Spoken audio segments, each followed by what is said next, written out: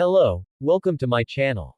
First, let's see how the circuit is supposed to work. We use a potentiometer to adjust the voltage. When we apply negative and positive voltage to the two ends of the resistor or potentiometer, the voltage is drawn at the level of the resistor or potentiometer, but this voltage has a low ampere and we are going to amplify this voltage with a IRF 250 MOSFET. Instead of a MOSFET, for example, a 13007 or 13009 transistor can be used, and a Zener diode can be used to stabilize the voltage. For example, with a 5-volt Zener diode and a MOSFET or BJT, a constant 5-volt regulator can be made.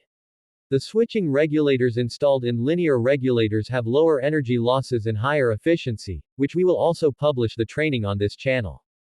If you want to learn how to work and how to make a switching power supply circuit, subscribe to the channel and also tell me your opinion about this video. I invite you to watch the rest of the video.